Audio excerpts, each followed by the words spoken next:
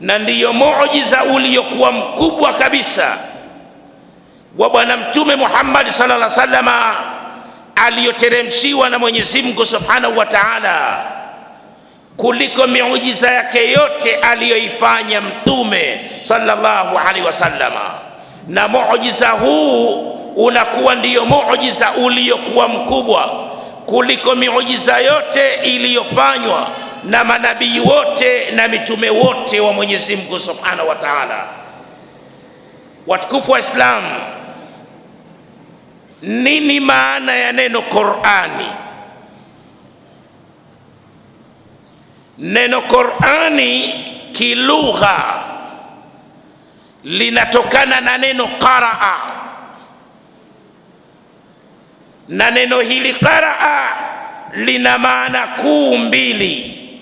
Maana ya kwanza ni kusoma, na maana ya pili ni kukusanya pamoja au kuweka pamoja.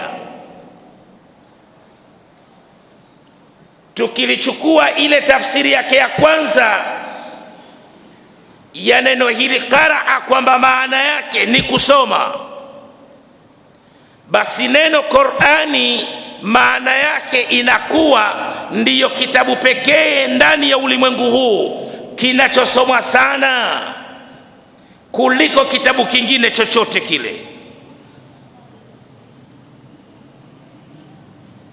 Kitabu hiki kimekuwa ndiyo kitabu kinachosomwa sana kuliko kitabu kingine chochote kile ndani ya ulimwengu huu.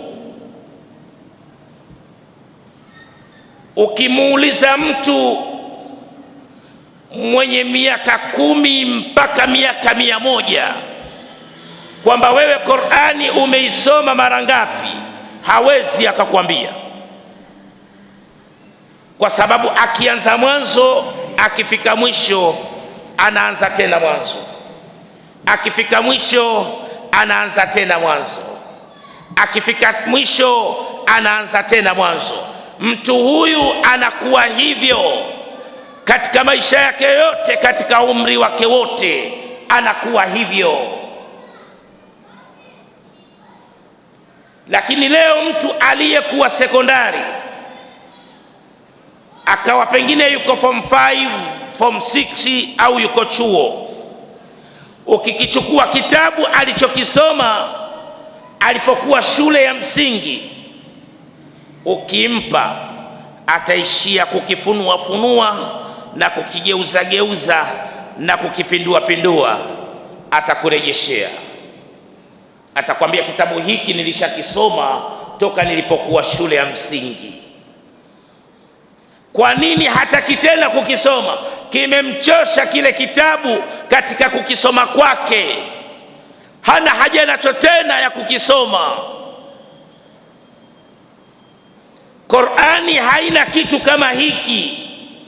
Qur'ani haina hali kama hii. Ni kitabu ambacho hakimchoshi msomaji katika kuisoma kwake ile Qur'ani. Hapa ndipo unapoanzia muujiza wa Qur'ani, kwamba kitabu hiki kinapokuwa kwamba ni muujiza wa miujiza. Moja katika muujiza wa Qur'ani ni kwamba ni kitabu ambacho hakimchoshi msomaji katika kukisoma kwake kitabu hiki. Na hapa pia ndipo mahali ambapo Mwenyezi Mungu Subhanahu wa Ta'ala anapoanzia kukitofautisha kitabu hiki na vitabu vingine vyote vilivyopo ndani ya ulimwengu huu, pamoja na vile navyo ambavyo vinasadikiwa pia vimetoka kwa Mwenyezi Mungu Subhanahu wa Ta'ala. Qur'ani kingekuwa ni kitabu ambacho kinamchosha msomaji katika kukisoma kwake kama vilivyokuwa vitabu vingine, zile rehma za Qur'ani, baraka za Qur'ani, thawabu za Qur'ani, fadhila za Qur'ani tusingelizipata. Lakini Mwenyezi Mungu Subhanahu wa Ta'ala ndani ya ile Qur'ani kuna hali aliyoiweka ambayo haipatikani katika vitabu vingine. Hali hiyo ndiyo inayomfanya mtu asichoke ile Qur'ani katika kuisoma kwake. Na hapa ndipo Qur'ani inapotofautishwa na vitabu vingine vyote, kwamba ni kitabu ambacho kina sifa ambayo hakimchoshi msomaji katika kuisoma kwake ile Qur'ani. Huu ni moja katika miujiza ya Qur'ani. Pili, kitabu hiki ni kitabu ambacho hakimaliziki katika kuelezwa kwake. Vitabu vingine vyote ndani ya ulimwengu huu huwa vinamalizika katika kuelezwa kwake, lakini Qur'ani ni kitabu ambacho hakimaliziki katika kuelezwa kwake. Ni kwa sababu kitabu hiki kinakuwa ni kitabu cha wakati wote, muda wote, zama zote, mbele ya watu wote na mahali mote mpaka mwisho wa ulimwengu huu. Kitabu hiki ni kitabu ambacho hakijajifungamanisha na watu fulani tu, wala muda fulani tu, wala zama fulani tu, wala watu fulani tu, wala mahali fulani tu. Kitabu hiki kinakuwa ni kitabu ambacho kiko mbele ya wakati, mbele ya muda, mbele ya zama, mbele ya watu na mbele ya kila mahali. Ndiyo maana ile Qur'ani inakuwa haimaliziki katika kuelezwa kwake. Vitabu vingine vyote huwa vinamalizika katika kuelezwa kwake, kwa sababu vimejifungamanisha vile vitabu na watu fulani tu, na muda fulani tu, na zama fulani tu, na watu fulani tu, na mahali fulani tu.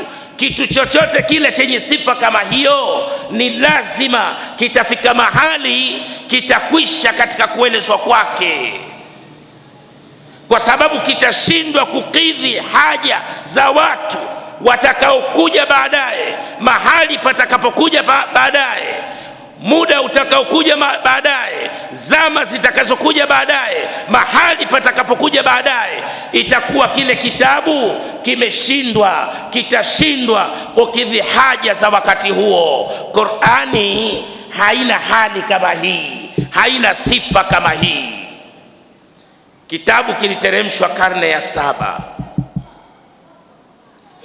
katika mazingira yale ya kijahilia, katika muda ule, mbele ya watu wale na zama zile. Lakini Qur'ani iliweza kueleza habari za kabla ya kuumbwa mbingu na ardhi, na hali ya kuwa kile kitabu hakikuwepo.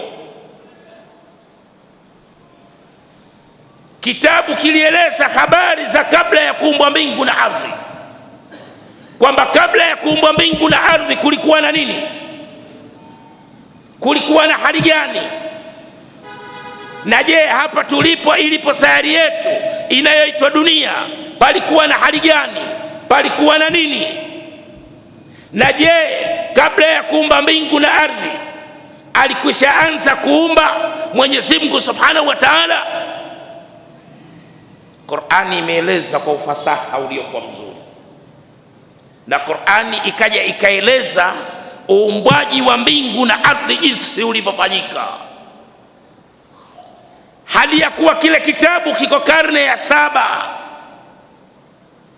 Dr. Maurice Bucaille, daktari kutoka chuo kikuu cha Paris nchini Ufaransa, katika kitabu chake The Bible, the Quran and Science, daktari huyo ameeleza kwamba ni Qur'ani peke yake ndani ya ulimwengu huu ndicho kitabu pekee kilichoweza kueleza habari za kabla ya kuumbwa mbingu na ardhi,